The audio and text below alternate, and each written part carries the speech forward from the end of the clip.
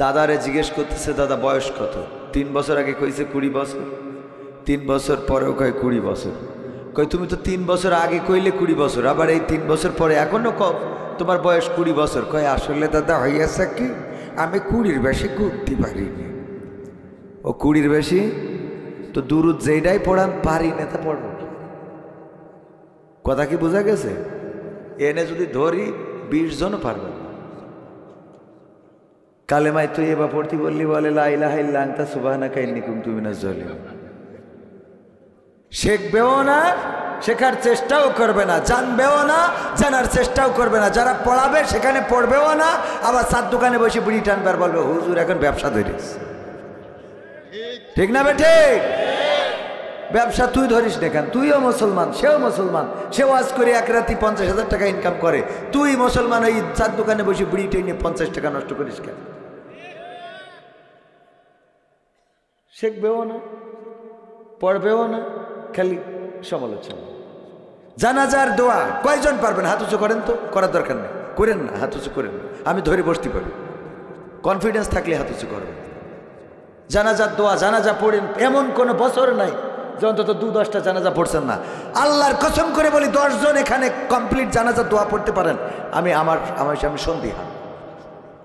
ধরে দেখেছি গোটা বাংলাদেশে জানাজার দোয়া, দুরুদে ইব্রাহিম, তাশাহুদ, সূরা ফাতিহা, অন্তত লাস্টের 10টা সূরা ফিল পড়তে বললে কুলুহু সূরা পড়ে বসে থাকে, সূরা কুলুহু পড়তে বললে আলাম তারা। ঠিক না বে ঠিক? বিশ্বাস না হইলে আমার সব ডকুমেন্টস আছে, ঠিকানা টিভি এন্টারটেইনমেন্টে সব ডকুমেন্টস আছে গোটা বাংলাদেশে। যেখানে যায় শিখবেন না, মনে চায় না, মন টানে না। মারা যাওয়ার পরে হুজুর ডাকেন, জানাজা পড়ে জান্নাতে যাও, এত সোজা, এত সোজা। হুজুরও যে এত পাগল হয়নি, হুজুর যে বলে না বিসমিল্লাহি ওয়া আলা মিল্লাতি রাসূলিল্লাহ, এটা বলে না। আগে খোঁজ নাই যে কোন এলাকার লোক, যদি দেখে পরিমণি ভক্ত বলে বিসমিল্লাহি ওয়া আলা মিল্লাতি পরিমণি। এত সোজা মনে করেন? আপনি মনে করেন হুজুর মেলা কিছু পড়ি গা, ওর মধ্যে পরিমণি ঢুকাই বসে রয়েছে, বোঝেননি? হ্যাঁ, আপনি সারাদিন পরিমণির পিছনে লেগে থাকে, আপনার বিসমিল্লাহি ওয়া আলা মিল্লাতি রাসূলিল্লাহ বলে দেবে। এত পাগল যে হুজুর বোঝে, অন্তত এ পাগলামও সে করে না। কথা কি বোঝা গেছে? তাহলে আমাদের পরিবর্তনের দরকার আছে না নাই? মাহফিল শুনলাম, শুনছি, বলছি, কাজে লাগছে না, এই মাহফিল করারও দরকার নেই, শোনারও দরকার নেই। হুজুরি যশোর থেকে টাকা খরচ করে আনার দরকারটা কি? খুব শীত লেগে গেছে, এখন যদি মরি যান পরনে তো একটা কাপড়ও রাখা হবে না, টানাই রেখে দেবে, তারপরে কবে সকালে যা করবানে, এখন উঠোনের পথ। ঠিক না বে ঠিক? এই মুহূর্তে মারা গেলে উঠোনের পরে শোয়াই রাখবে, কাপড় চুপড় খুলে বেডশিট একটা দিয়ে, কান্নারও লোক পাওয়া যাবে না, শীতি কম্বল মুড়ি দিয়ে ওই ল্যাপের মধ্যে বসে বসে গুনগুন করবে, আল্লাহ কি হইল হইল রে আল্লাহ আল্লাহ, ও ল্যাপের মধ্যে যেই করবে। ঠিক না বেঠে? কাদের জন্য এই দুনিয়া? কিসের জন্য? লাভটা কি? কি করে বেড়াচ্ছি? চিন্তা করি কখন? মৃত্যুর কি কোনো গ্যারান্টি আছে? কবির বিন সামাদ ফিরে যাবে, এই গ্যারান্টি আছে?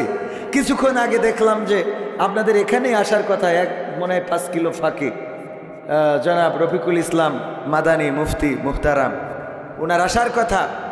রফিকুল ইসলাম মাদানী নির্যাতিত, মাজলুম, জননন্দিত, জনসমদ্রিত, এই মানুষটাকে এতটাই নির্যাতন করা হয়েছে, সেই মানুষ মাহফিলে স্টেজে উঠতে পারে নাই, বগুড়া হাসপাতালে ভর্তি হইতে হয়েছে। ও হাসপাতাল থেকে যদি আল্লাহ ফিরাই আনে তাইলে তো আনলো, না হইলে হাসপাতাল থেকে পাতালে চলে যাওয়া লাগতে পারে। কথা কয় না? আল্লাহ এটা করতে পারে না? পারে না? কারে ব্যাক আনবে, কারে আনবে না, এটা সিদ্ধান্ত তো তার। কবির বিন সামাদ যশোরে ফিরে যাবে, গ্যারান্টি আছে? নাই। কিসের ক্ষমতা, কিসের অহংকার, কিসের লড়াই, কিসের বড়াই আমরা বুঝি না। এই জায়গায় বসেছেন, এটা কিসের বাগান? জান্নাতের বাগান। কার বাগান? জান্নাতের বাগান। রিয়াজুল জান্নাত, রাসূল সাল্লাল্লাহু আলাইহি সাল্লামের ভাষায় এটা জান্নাতের বাগান। দুনিয়ার জান্নাতে যদি আসার বসার সৌভাগ্য না হয়, তাইলে বুঝে নেবেন যে পরকালে জান্নাতে মেলা খাটকড়ির ব্যাপার। কথা বোঝেননি? আপনি প্রাইমারিতেই পড়েননি, কলেজে গেছেন ভর্তি হতে, প্রিন্সিপাল কি বলবে? কবে তুই ভ্যান না কিনে তো নাইছিস কি করতে, এটা কর। ঠিক না বে ঠিক? তোর তো ভ্যান চালানোর কথা, তুই প্রাইমারি পাস দিসনি, কলেজে আইছিস ভর্তি হতি। তো দুনিয়ার জান্নাতে ঢুকার সৌভাগ্য হয় নাই, তুমি পরকালে জান্নাত খোঁজো, সেই জান্নাত দুনিয়ার 10 দুনিয়ার সমান, যে সবচেয়ে ছোট জান্নাত পাবে। সুবহানাল্লাহ। কয় দুনিয়া সমান? ধুনটে জমি কিনতে গেলে 1 শতক জমির দাম কত? 2-5 লাখ টাকা। বগুড়ায় গেলে 10, 15, 20, 30 লাখ টাকা। আর ঢাকা শহরে আরো বেশি। তো আপনার গোটা দুনিয়ার সমপরিমাণ 10 দুনিয়া দিয়ে দেবে, আর আপনি মনে করছেন কম্বলের তলে যাইতে বিড়ি টাইনিতে যাই বোর কাছে যাই শুয়ে থাকলেন, না সকালে গোসল করিতে মাঠে গেলেন, মনে হয় এতে জান্নাত হয়ে গেল। এত সোজা? হ্যাঁ, 10 দুনিয়ার সময় জান্নাত পেয়ে বসে থাকলাম। চেয়ারম্যান সাহেব, এত সোজা? সবিন তেল খাটের তালে থিয়ে দিলেন, জান্নাত পেয়ে গেলেন। এত সোজা? হ্যাঁ, এত সোজা না। দরবেশ বাবা দাড়ি রেখে, আরে বাবা আল্লাহওয়ালা, হ্যাঁ, কাবার ইমামের পিছনে দাঁড়ায় ইতেকাপ করেছে গত রমজানে, আর এর মধ্যে এইবার ধরা খাওয়ার ভাইতে আগে দাড়ি কেটিস। সুবহানাল্লাহ। ও নাউজুবিল্লাহ। ভাইরা আমার, আমাদের কিছু শিখতে হবে, কিছু জানতে হবে, কিছু প্রয়োজন, কিছু নসিহা গ্রহণ করেন। একটা মাহফিল থেকে একটা নসিহা গ্রহণ করেন, সেটা হতে পারে আপনার নাজাতের ওসিলা। সওয়াব দিয়ে জান্নাত পাওয়া যাবে না।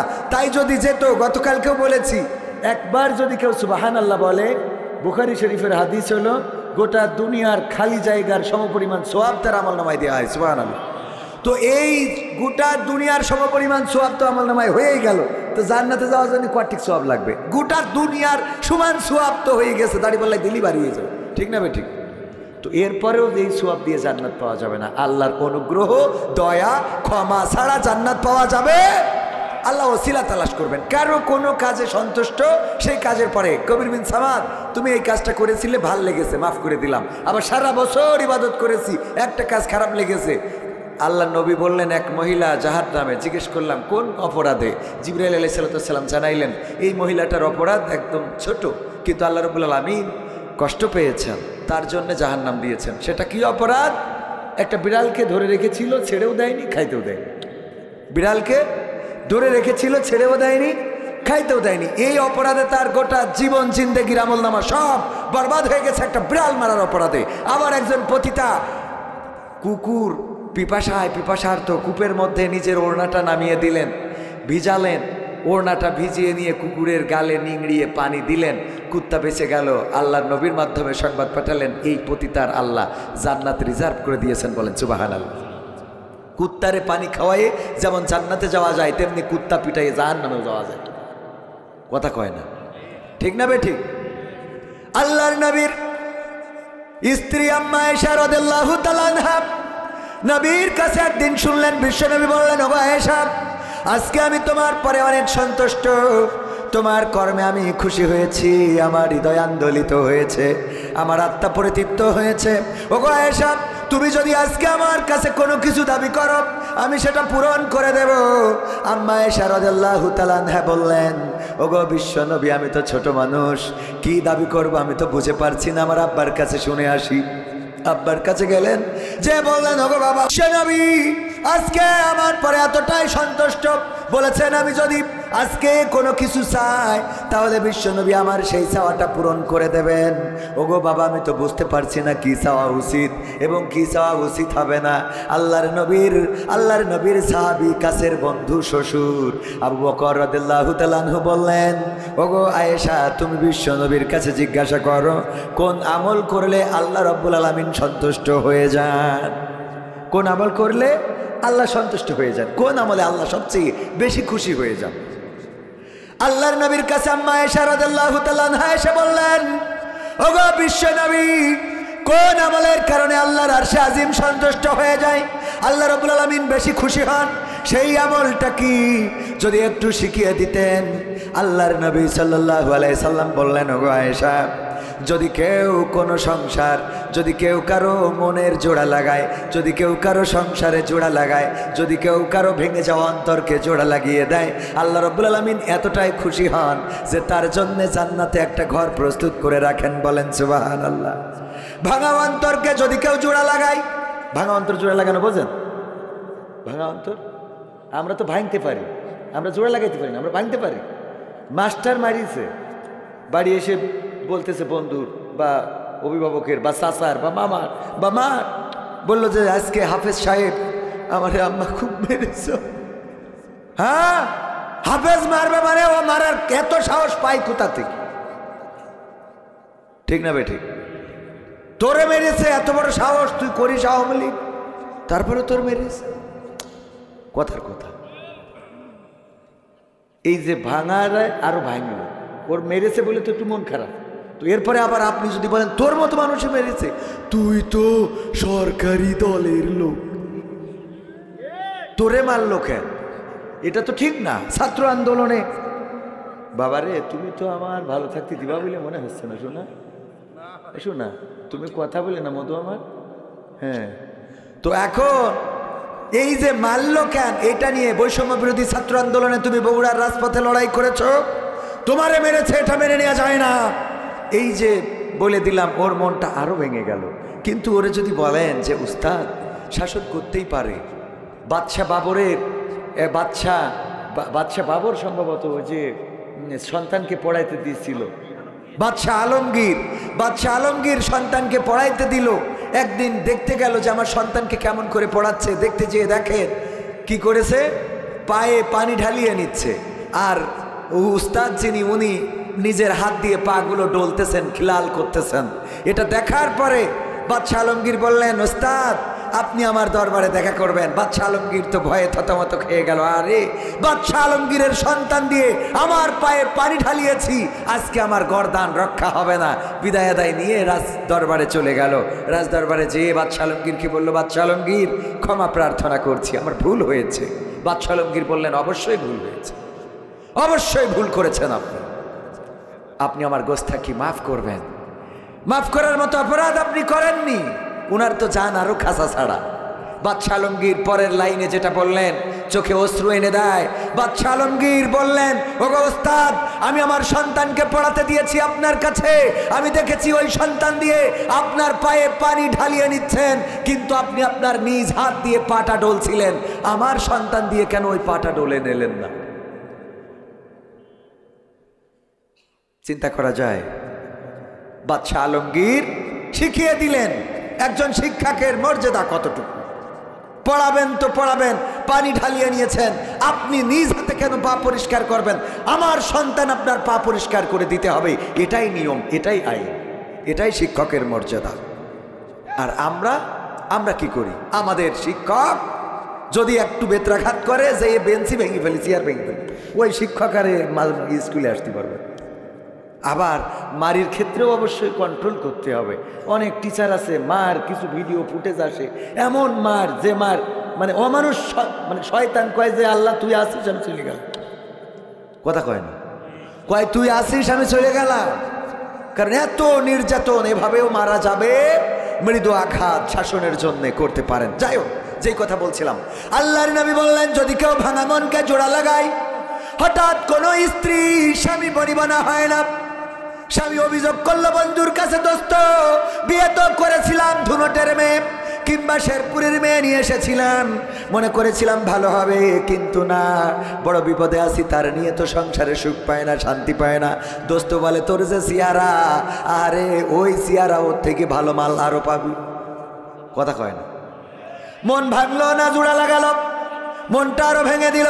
যদি বলে, দোস্ত মেয়ে মানুষ একটু পাকা হাড়ের তৈরি, তারা তো কথা ভালো শুনতেই চায় না, এমনি সবসময় উল্টা বোঝে, তাদেরকে নর্মালে বুঝাবা, যখন রেগে যাবে তুমি চুপ থাকবা, যখন সে ঠান্ডা হবে তখন তারে সুন্দর করে বোঝাবা, যদি প্রয়োজন হয় মৃদু আঘাত করবা, স্ত্রীকে ভালোবাসা দিবা, আদর করবা, মাঝে মাঝে বেড়াইতে নিয়ে যাবা, মাঝে মাঝে বগুড়া পৌর পার্কে নিয়ে যাবা, আরো যে জায়গাগুলো আছে দিনাজপুর, স্বপ্নপুর না কি যেন আছে, এইগুলো জায়গাতে বেড়াতে নিয়ে যাবা, চটপটি কিনে এনে খাওয়াবা, ফুচকা খাওয়াবা, দেখবা তারে যদি কদর বাড়াইয়ে দাও তোমার কথা শুনবে। এইভাবে যদি সফটলি বুঝাইয়ে দেয়, মনটা ভাঙলো না জোড়া লাগালো, জোড়া লাগালো। আল্লাহর নবী বললেন, ও আয়েশা শুনে নাও, যদি এমন ভাবে কেউ কারো মন ভাঙা মন জোড়া লাগিয়ে দেয়, ভাঙা ঘর জোড়া লাগিয়ে দেয়, তাহলে আল্লাহ রাব্বুল আলামিন এত সন্তুষ্ট হয়ে যান যে তার জন্য জান্নাতে একটা ঘর প্রস্তুত করে রাখেন। বলেন সুবহানাল্লাহ। আবু বকর রাদিয়াল্লাহু তাআলা আনহু শুনলেন, তারপরে কান্নাকাটি শুরু করে দিলেন। আবু বকর এই খবর শোনার পরে কি করছেন? কান্না শুরু করেছেন। আম্মা আয়েশা রাদিয়াল্লাহু তাআলা আনহা বললেন, ওগো আমার পিতা কেন কান্না করেন? আল্লাহর নবী তো কোনো খারাপ খবর শোনায় নাই। আল্লাহর নবী এমন একটা সুসংবাদ দিলেন যে কারো ভাঙা মন যদি জোড়া লাগিয়ে দেয়, আপনি তো কত সহস্র শত সহস্র মানুষের ভাঙা মন জোড়া লাগিয়েছেন, ভাঙা সংসার জোড়া লাগিয়ে দিয়েছেন, আপনার জন্য জান্নাতে ঘর থাকবে, এটাই তো ঠিক। আল্লাহর নবীর সাহাবী আবু বকর বললেন, ওগো আমার কন্যা শুনে নাও, যদি কারো ভাঙা মন জোড়া লাগালে জান্নাতে ঘর পাওয়া যায়, তেমনি কারো মন যদি ভেঙে দেওয়া হয় তার জন্য অবশ্যই অবশ্যই জাহান্নামে ঘর তৈরি হয়ে যায়। আমি ভয় পাচ্ছি আমার নিজের অজান্তে যদি কারো ভাঙা মন ভেঙে থাকি, আমার নিজের অজান্তে যদি কারো কষ্ট দিয়ে থাকি, আমার নিজের অজান্তে যদি কারো ব্যথা দিয়ে থাকি, আমার নিজের অজান্তে যদি কারো মন ভাঙার মতো কোনো কাজ করে থাকি, তাহলে আল্লাহ রাব্বুল আলামিন আমার জন্য জাহান্নামে ঘর প্রস্তুত করে রাখতে পারে। এই ভয়েই আমি কান্নাকাটি শুরু করে দিয়েছি। এই কথাটা কেন বললাম?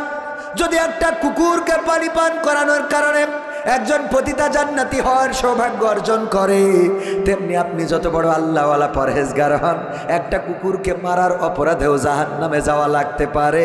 কারণ আল্লাহ রাব্বুল আলামিন কোন কাজে সন্তুষ্ট হবেন আর কোন কাজে নাখোশ হয়ে যাবেন আমরা কেউ জানি। বুখারী শরীফের হাদিস, আল্লাহর নবী সাল্লাল্লাহু আলাইহি ওয়াসাল্লাম বললেন, ওগো আমার সাহাবীরা শোনো, পূর্বের জামানায় বনি ইসরাইলদের এমন একজন লোক ছিল, সে এতটাই নাফরমান ছিল, এতটাই গুনাহগার ছিল, এতটাই আল্লাহ বিমুখ ছিল, মারা যাওয়ার পরে সন্তানদেরকে বলল, আমার সন্তানেরা আমি মারা যাওয়ার পরে আমার লাশটা পুড়াবা, তারপরে ছাই বানাবা, বিকট সেদিন ঝড় হবে, ঝড়ের দিন উড়াইয়ে দিবা অথবা পানির মধ্যে ভাসিয়ে দিবা। এই ওসিয়াত করার পরে লোকটা মারা গেল, তার সন্তানেরা তার ওসিয়াত মোতাবেক সেটাই করলো। একজন যদি মারা যায়, এই দুনিয়ার পরে আমাদের যদি কোনো আপনজন মারা যায়, সেই আপনজন আমাদের পরে কয়টা হক রেখে যায়? একজন বলেন অন্তত, যদি মারা যান কয়টা? 3টা। আর কেউ 6টি, আর কেউ 7টি, আর কেউ বলেন যে এটা ঠিক ওইটা। 4টা। কয়টা? বিশ্বনবী সাল্লাল্লাহু আলাইহি ওয়াসাল্লাম বলেছেন, মৃত মানুষ তার পরিবারের পরে তার আপনজনদের পরে 4টা হক রেখে যায়। তার মধ্যে 1 নম্বর হলো তার তাড়াতাড়ি দাফন কাফনের ব্যবস্থা করা। 1 নম্বর কি করা? তার দাফন কাফনের ব্যবস্থা করা। মারা যাওয়ার পরে তা যত দ্রুত সম্ভব তার দাফন কাফনের ব্যবস্থা করতে হবে। 2 নম্বর হক হলো তার যদি কোনো ওসিয়ত থাকে, তার যদি কোনো নসিহত থাকে, ওসিয়ত থাকে, সেটা পূরণ করতে হবে। 2 নম্বর হক কি? যদি কোনো ওসিয়ত থাকে যে আমার এইখানে কবর দিতে হবে, আমার মারা যাওয়ার পরে এই কাজটা করতে হবে, এটা পূরণ করতে হবে। 3 নম্বর হক হলো যদি 2 নম্বর হক নসিহা, কোনো ওসিয়ত থাকলে পূরণ করা। 3 নম্বর হক হলো যদি কোনো ঋণ থাকে ঋণ পরিশোধ করা। যদি কোনো ঋণ থাকে ঋণ পরিশোধ করা। তবে আমাদের দেশের জানা যায় যে কাজটা হয় সেটা হলো, আমার বাবা মারা গেছে, আমারে বলতে বলা হলো যে তুমি বলো যারা আমার আব্বার কাছে টাকা পয়সা পাবেন লেনদেনে তারা আমাদেরকে জানাবেন, আমরা পরিশোধ করে দেব। কিন্তু এই কথা বলতে বলা হয় নাই যে আমার আব্বা যাদের কাছে পাবে তারাও দিয়ে দেবেন। কথা কয় না। এই কথা কি বলা হয়? এখন থেকে মারা যাওয়ার পরে অবশ্যই অবশ্যই 2টা কথা বলবেন। একটা হলো আমার এই আপনজন মারা গিয়েছে, লেনদেনে কারোর সাথে কোনো ঋণগ্রস্ত থাকতে পারে, দিনা দায় থাকতে পারে, পাশাপাশি তিনিও কারো কাছে টাকা পয়সা পেয়ে থাকতে পারেন, আপনারা তার কাছে ঋণী থাকতে পারেন। যারা পাবেন তারা জানাবেন, যাদের কাছে পাবে তারা দিয়ে দেবেন। কথা মনে থাকবে?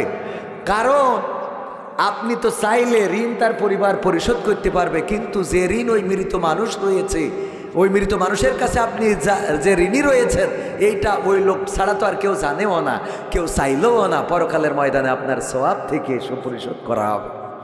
কথা কি বোঝা গেছে? ওই দিন নিঃস্ব অসহায় কে? যার সব আমল থাকবে কিন্তু সে দুনিয়ার পরে এমন কাজ করে গেছে যে আমল নামা থেকে তার ওই ঋণ পরিশোধ করা হবে। সওয়াব দিতে দিতে সওয়াব যখন শেষ হয়ে যাবে তখন কি করবে? অন্যের আমল নামার গুনাহ এনে দেবে। যার কাছে ঋণী রয়েছে তার আমল নামার গুনাহ এনে দেবে। এ হলো সবচেয়ে মানে জান্নাতের সার্টিফিকেট পেয়ে গেছে, আমল নামা সব ঠিক আছে, কিন্তু হঠাৎ একজন বলল, আল্লাহ আমার আইলে 1 হাত ঠেলে দিছিল, আছে না নাই?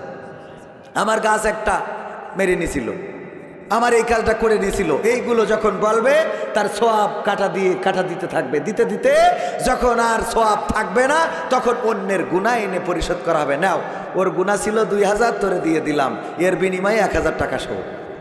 কথা কি বোঝা গেছে? এগুলো অন্তর দিয়ে নেন, অন্তর দিয়ে। আল্লাহ বলেছেন ওয়াইযা কুরিয়াল কুরআনু ফাসতামিউ লাহু ওয়া আনসিতু লাআল্লাকুম তুরহামুন। যখন তোমাদের সামনে কোরআন থেকে বলা হবে তখন তোমরা চুপ থেকে হৃদয়ের কান দিয়ে শুনবে, যাতে করে তোমাদের উপরে আল্লাহর রহমত বর্ষণ হতে পারে। বলেন সুবহানাল্লাহ।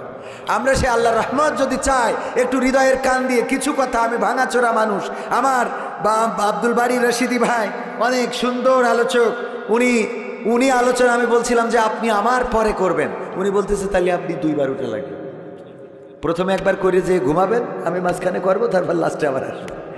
ভাই তো মজার মানুষ। তো যাই হোক, ভাইজান অনেক সুন্দর আলোচনা করে গেছেন। আমি মূর্খ মানুষ, একেবারে এখানে অযোগ্য, নরাধম, যাই বলেন, আপনাদের মধ্যে অধম আমি একমাত্র ব্যক্তি। গুনাহগারের জায়গায়ও আমাকে ধরে নিতে পারেন। যদি বলেন হুজুর তাইলে স্টেজে উঠলেন কেন, না উঠলে তো আপনারা আবার থাকেন না, এ আরেক ঝামেলা। ভালো হুজুর এনে আমার হাফেজ সাহেব এই মাদ্রাসার, উনি আমার থেকে বড় আলেম, উনি ওয়াজ করুক, তো আপনারা থাকবেন কিনা? উনি তো সারা জীবনে এনে থাকে, আপনারা তো আসেন না, আসেন। এখন দুনিয়া হয়ে গেছে ভাইরালের পরে। কিসের পরে? আলেম কত বড় এটা মূল কথা না, মূল কথা হলো কে কত বড় ভাইরাল। কথা কয় না, কে কত বড় ভাইরাল। এই রোগ থেকে যেদিন বের হইতে পারবেন, আমি আবারও বলছি 2 রাকাত শুকরানা নফল আদায় করব। এতে আমার দাওয়াত না হইলেও আমি খুশি, আলহামদুলিল্লাহ। মাহফিলের ময়দান যারা ইখলাসওয়ালা, তাকওয়াবান, ইলম আছে, তাদের জন্য মাহফিলের ময়দানটা উন্মুক্ত থাকুক। তারা যে কথাগুলো বলবে সেগুলো আমাদের কাজে লাগবে। আমরা যেটা বলছি এগুলো অগোছালো, ভাঙাচোরা কথা। এই কথা কেন, যদি বলেন তারপরেও কেন বলছেন?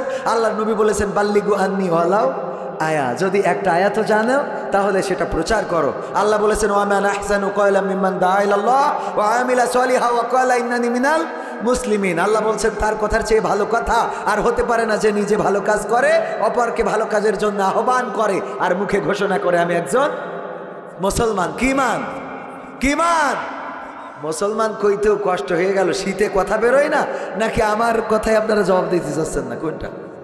শীতে বেরো হচ্ছে না। যাই হোক, অসুবিধা নেই, অল্প সময় কথা বলবো, কয়েকটা সঙ্গীত শোনাবো। তো তাইলে বুখারীর ওই হাদিসটা শেষ করে নিই। বিশ্বনবী বললেন, ওগো আমার সাহাবীরা, বনি ইসরাইলদের ওই ব্যক্তি, ওই যে হক বলতে বলতে 3টা বলেছে, আর একটা বাকি আছে, এটাও শেষ করি। হক কয়টা তাইলে? 1 নম্বর কি? তাড়াতাড়ি দাফন কাফনের ব্যবস্থা করা। 2 নম্বর তার ওসিয়াত থাকলে সেটা পূরণ করা। 3 নম্বর তার যদি কোনো ঋণ থাকে সেটা পরিশোধ করা। 4 নম্বর যদি সে সম্পদ রেখে যায় সেটা সুষম বন্টন করা। মেয়েরা বলে তোরা বোন আর জমি নিয়ে কি করবি, লিখে থুয়ে যা মিষ্টি খাওয়াই দেবান, বগুড়া দই 2 কেজি কিনে দেবো না। এরকম আছে না নেই? এটা কি সুষম বন্টন হইল? বাবা মারা যাওয়ার পরে বোনরে বুঝায় যে তুই আর জমি নিয়ে যে কি করবি, আছে না নেই? আহা, এই হক আদায় হলো না, মাথায় রাখতে হবে ভাইয়েরা আমার, এইগুলো করতে হবে। কে বললেন গজল গান? আপনি দাঁড়ান তো, একজন মুসলমানের পরে আবার মুসলমানের হক কয়টা বলেন? দাঁড়ান, হক কয়টা? একজন মুসলমান আবার মুসলমানের পরে দাঁড়ায় বলেন। একটা গুরুত্বপূর্ণ কথা বলতেছি, কয়েক হুজুর গজল গান। হুজুর তো গজল গাওয়ার জন্যই বসিছে। সবাই জিকির করেন লা ইলাহা ইল্লাল্লাহ, লা ইলাহা ইল্লাল্লাহ, লা ইলাহা। বোঝা হয়ে গেছে কিনা আমারই পড়তে হবে, আপনাদের পড়ার দরকার নেই। বোবা লোকে চলতে পারে বলতে পারে না, পঙ্গু লোকে বলতে পারে চলতে পারে না, কানা লোকে শুনতে পারে দেখতে পারে না, কালা লোকে দেখতে পারে শুনতে পারে না। তুমি যদি তাদের চেয়ে একটু ভালো থাকো তবে কেন শুকরিয়াটা আদায় করো না, তবে কেন শুকরিয়াটা আদায় করো না, তবে কেন শুকরিয়াটা আদায় করো না। চোখ দুটো দিল দেখতে তোমার, শুনতে দিল কান, জিহ্বা দিল স্বাদ নিতে আর নাকে সুঘ্রাণ। চোখ দুটো দিল দেখতে তোমার, শুনতে দিল কান, জিহ্বা দিল স্বাদ নিতে আর নাকে সুঘ্রাণ। এবার তুমি ভেবে দেখো না, এবার তুমি ভেবে দেখো না কতটা সুখে তাপ। তবে কেন শুকরিয়াটা আদায় করো না, তবে কেন শুকরিয়াটা আদায় করো না, তবে কেন শুকরিয়াটা আদায় করো না, তবে কেন শুকরিয়াটা আদায় করো না। হাত দুটো দিল ধরতে তোমার যখন যেটা চাও, যেথায় সেথায় যাওয়ার জন্য দিলেন দুটি পাও। হাত দুটো দিল ধরতে তোমার যখন যেটা চাও, যেথায় সেথায় যাওয়ার জন্য দিলেন দুটি পাও। হৃদয়ে দিলেন প্রেম মমতা, হৃদয়ে দিলেন প্রেম মমতা, কেন যে বোঝো না। তবে কেন শুকরিয়াটা আদায় করো না, তবে কেন শুকরিয়াটা আদায় করো না, তবে কেন শুকরিয়াটা আদায় করো না, তবে কেন শুকরিয়াটা আদায় করো না। সুখের সমাজ গড়তে দিলেন আল কোরআনের বাণী, পথের দিশাই দিয়েছেন রাসূল আমরা সবাই জানি। সুখের সমাজ গড়তে দিলেন আল কোরআনের বাণী, পথের দিশাই দিয়েছেন রাসূল আমরা সবাই জানি। শ্রেষ্ঠ নবীর উম্মত তোমরা, শ্রেষ্ঠ নবীর উম্মত তোমরা কদর বোঝো না। তবে কেন শুকরিয়াটা আদায় করো না, তবে কেন শুকরিয়াটা আদায় করো না, তবে কেন শুকরিয়াটা আদায় করো না, তবে কেন শুকরিয়াটা আদায় করো না। বোবা লোকে চলতে পারে বলতে পারে না, পঙ্গু লোকে বলতে পারে চলতে পারে না, কানা লোকে শুনতে পারে দেখতে পারে না, কালা লোকে দেখতে পারে শুনতে পারে না।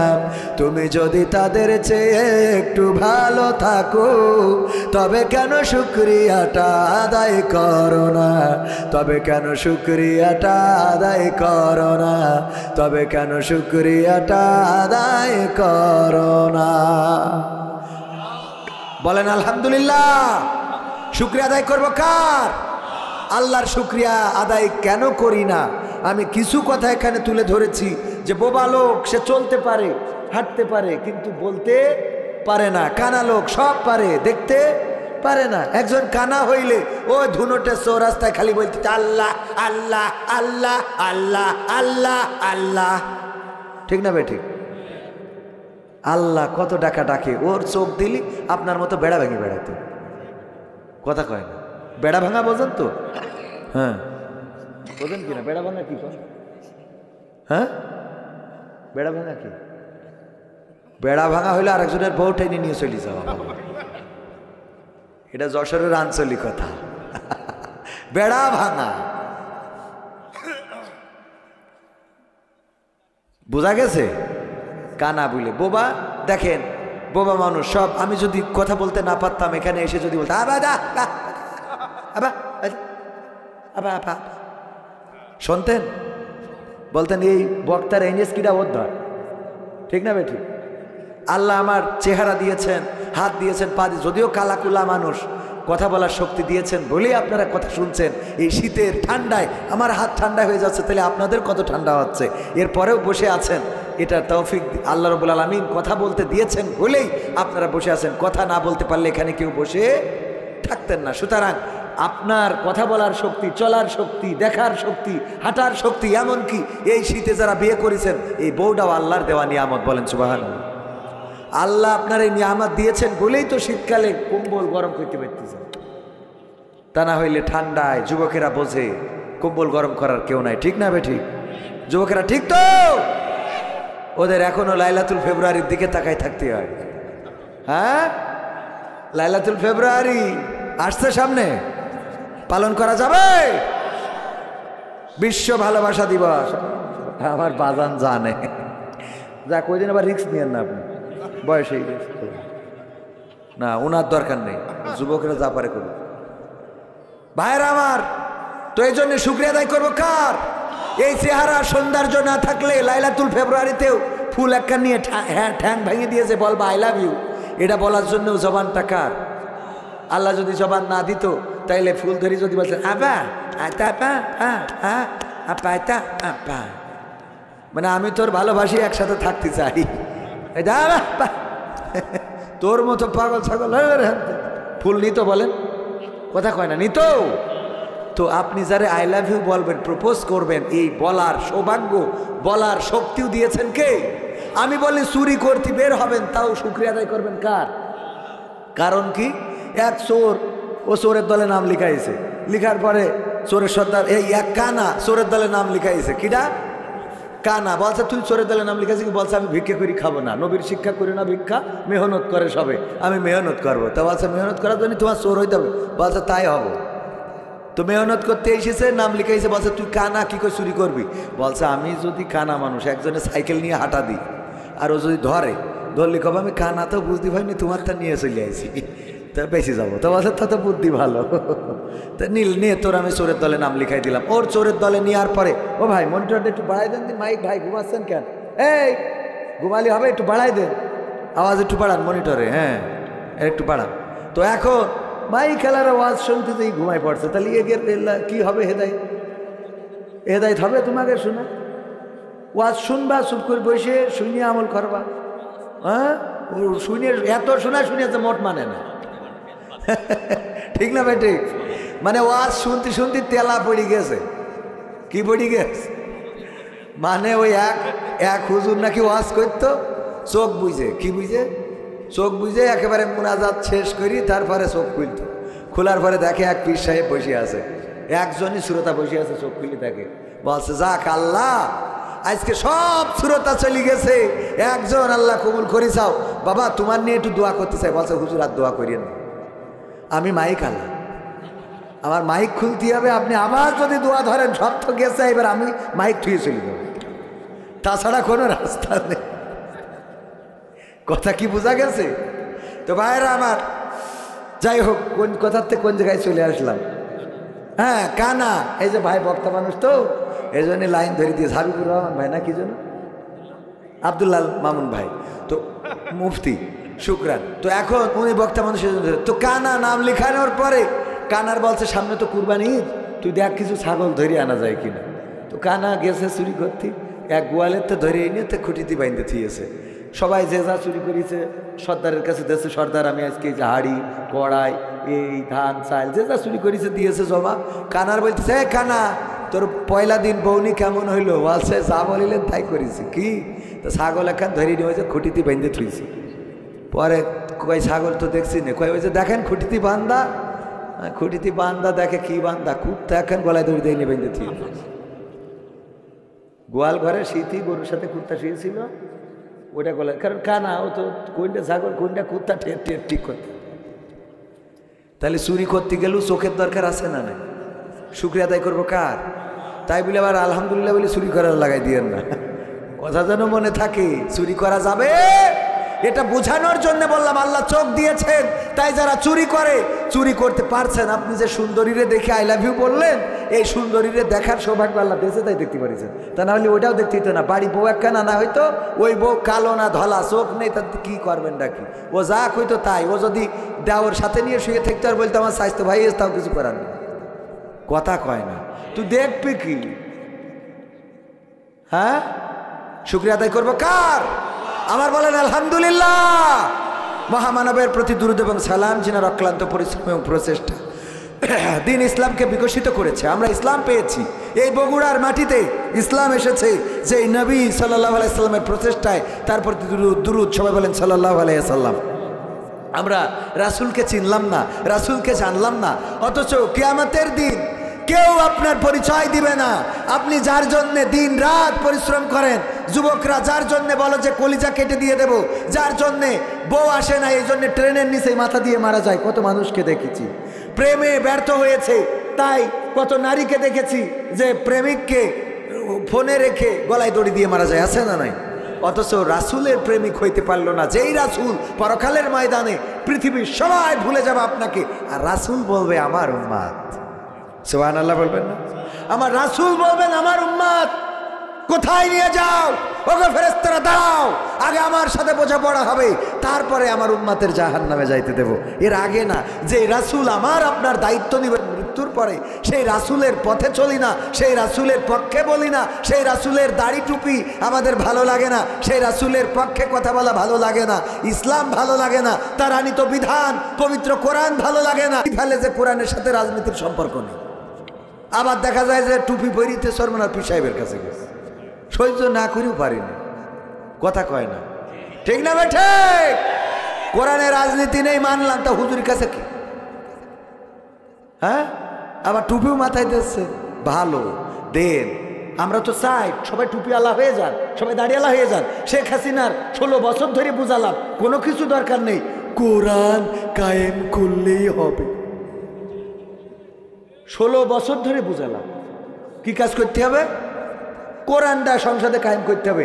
কোরআন যদি কায়েম করে দিত, বলেন দাদার কাছে যাওয়া লাগতো? আজকে কি অবস্থা? ক্ষমতায় কেউ স্থায়ী হয় না, হোক না সে হাসিনা কি বারে না, সে আরটা চিরকাল থাকে না। ক্ষমতায় কেউ স্থায়ী হয় না, মুজিবুর বেশি দিন থাকেনি, জিয়াউর কেউ তো রাখেনি। মুজিবুর বেশি দিন থাকেনি, জিয়াউর কেউ তো রাখেনি। এরশাদ চলে গেছে পৃথিবী ছেড়ে, এরশাদ চলে গেছে পৃথিবী ছেড়ে, কেউ আজ তার কথা কয় না। ক্ষমতায় কেউ স্থায়ী হয় না, হাসিনা ক্ষমতা ধরে রাখতে আয়না ঘর বানিয়েছিল, জনগণের রোশানলে দাদার দেশে পালিয়ে গেল। হাসিনা ক্ষমতা ধরে রাখতে আয়না ঘর বানিয়েছিল, জনগণের রোশানলে দাদার দেশে পালিয়ে গেল। ডিবি হারুনের পাশে আর, ডিবি হারুনের পাশে আর পরিমণিদের দেখা যায় না, ঠিক না বেঠে? ক্ষমতায় কেউ স্থায়ী হয় না, হোক না সে হাসিনা কি বারে না, সে আরটা চিরকাল থাকে না, ঠিক না বেঠে? এই চেয়ার চিরকাল থাকে না। সুতরাং ওই চেয়ারের মালিক যারা হও, তাদের কাছে আমাদের চাওয়া হলো কোনো কিছু নাই, তোমাদের কাছে চাওয়া হলো কোরআনকে কায়েম করে দিতে হবে। তুমি বিএনপির নেতা হও, তুমি আওয়ামী লীগের নেতা হও, তুমি জাসদের হও, তুমি বাসদের হও, তুমি হেফাজতের হও, তুমি জামাতের হও, তুমি চরমনার হও, যেই দলের হও না কেন, জাতীয় সংসদে কোরআন যতদিন কায়েম করে না দিবা, ততদিন তোমার বিরুদ্ধে আমাদের আন্দোলন চলবে, ঠিক না বেঠে? আমি বলেছিলাম ইতিপূর্বে আওয়ামী লীগ ক্ষমতায় থাকতেও বলেছি, যদি আওয়ামী সরকার বাংলাদেশে বলে দেয় আল্লাহর দেওয়া আইন মোতাবেক বিচার ফায়সালা হবে, আল্লাহর দেওয়া কোরআনের আইন মোতাবেক বিচার ফায়সালা করা হবে, চোর যদি চুরি করে হাতের কবজি কাটা হবে, যদি কেউ ছিনতাই করে তার এক হাতের এক পাশের হাত অপর পাশের অপোজিট সাইডের পা কেটে দেওয়া হবে, যদি কেউ জেনা বা ধর্ষণ করে আর সেটা প্রমাণিত হয়ে যায়, তার মাঝে পর্যন্ত গেড়ে সঙ্গে সার করা হবে, মদ্যপান করলে 100 বেত্রাঘাত করা হবে। এমনি ভাবে যদি কেউ খুন করে হত্যা করে, তাইলে তার কিসাস কোরআনের আইন অনুযায়ী তাকেও হত্যা করা হবে, অথবা রক্তের বিনিময়ে রক্ত যদি না নিয়ে পরিবার যদি ক্ষমা করতে চায়, পরিবার যদি রক্তের বিনিময়ে কোনো মূল্য নিতে চায়, সেটাও নিতে পারবে। এই বিচার আইন যদি প্রতিষ্ঠিত হয়ে যায়, আওয়ামী সরকার যদি করে দেয়, তাইলে আমরা জামাত বাদ আওয়ামী লীগ করবো, ঠিক না বেঠে? যদি এই আইন বিএনপিরা করে, সব বাদ আমরা বিএনপি করব। যদি এই আইন জামাত ইসলাম ও ক্ষমতায় যেয়ে না করে, তাইলে জামাতের বিরুদ্ধেও আন্দোলন করব। একদম ক্লিয়ার কথা। যারা বোঝে না ওরা এসে বলে এখানে রাজনীতি হবে না, ঠিক না বেটে? বোঝে না বলে খেপে। ও যদি বুঝতো তাহলে খেপত। তবে খেপারও কারণ আছে, কারণ যখন ওয়াজ গায়ে পড়ে, যখন বোঝে কোরআনের আইন যদি কায়েম হয়ে যায়, আর চোর চুরি করলে হাত কাটার বিধান যদি কায়েম হয়ে যায়, আমি তো কত টাকা সুইজারল্যান্ডে সুইস ব্যাংকে রাখলাম, আমি তো আমেরিকায় লন্ডনে ওখানে সন্তান সন্ততি পাঠালাম, কানাডার বেগম পাড়ায় বাড়ি কিনলাম, সিঙ্গাপুরে চিকিৎসার জন্য গেলাম, আমি দুবাইয়ের বুর্জ খলিফায় আমি সেখানে ফ্ল্যাট কিনেছি, থাইল্যান্ডে পিকনিক করতে যায়, সব তো অন্যায় পথে ইনকাম, সব চুরি করা টাকা। ঠিক না বেটি? নাকি কলা বেচা টাকা? কলা বেচা ক্ষমতায় যদি, হ্যাঁ কলাও তো চুরি করে। ক্ষমতায় যদি কেউ যায়, অনেকেই বলে আঙ্গুল ফুলে কলা গাছ হয়, আমি বলি আঙ্গুল ফুলে কলা গাছ নয়, আঙ্গুল ফুলে বট গাছ হয়। কি গাছ? কলা গাছ তো একটা লিমিট আছে, এর বাইরে মোটা হয় না। কোনো জায়গায় দেখেছেন কলা এরা মোটা হয়েছে? কলা গাছ এরা মোটা আছে কোনো? ওর একটা লিমিট আছে, ওর বাইরে আর হবে না। যেটা ওই যে বিসি কলা ও একরকম, যেটা রান্না করা কলা ও আরেক রকম, আর যেটা লম্বা লম্বা পাকা কলা ও আরেক রকম। ও যতটুকু ওর বেশি বড় হবে না। ঠিক না বে ঠিক? কিন্তু বট গাছ একটা লাগায় দেখেন, ও যদি টাইম দেন, ও যদি লাগান এই ধুনোটে, ও 40 এ পর্যন্ত চলে যাবে। হ্যাঁ, শেরপুর চলে যাবে, ওখানে আর একটা ডাল ফেলাবে, আর এক জায়গায় আর একটা, পুরো বগুড়া ক্যাপচার করে লাগায় দেখেন। আমাদের ইসে একটা আছে ওই যে কালীগঞ্জ, জিনেদা কালীগঞ্জে, মানে বট গাছ যে আসলে যে কোনটা চিনার কায়দা নেই, সব শিকড় ছাড়িয়ে পুরো এলাকা সব ক্যাপচার করে ফেলেছে। তো এরা হইলে আঙ্গুল ফুলি বট গাছ হয়। কি গাছ? সব জায়গায় শিকড়। ও যদি কোনোভাবে ভারতে যায়, তাহলে দাদাগের ওখানেও আছে, যদি ইন্ডিয়া, দূর ভারত আর ইন্ডিয়াতে একই জিনিস, আপনার এই ইসে যায়, যদি দুবাই যায় জাতি পারে সেখানে আছে, কানাডায় গেলি আছে, আমেরিকায় গেলি, লন্ডন গেলি, সিঙ্গাপুর, মালয়েশিয়া, মানে নেই কোয়ানে, নেই খালি বাংলাদেশ। কথা কয় না, নেই খালি কোয়ানে বাংলাদেশ, মানে সব পাচার করা শেষ। ঠিক না বেঠে? এই জন্য ওরা কোরআনের আইন চায় না, কারণ কোরআনের আইন যদি কায়েম হয়ে যায়, তাইলে চোর চুরি করলে হাত কেটে দেওয়ার বিধান প্রতিষ্ঠিত হবে।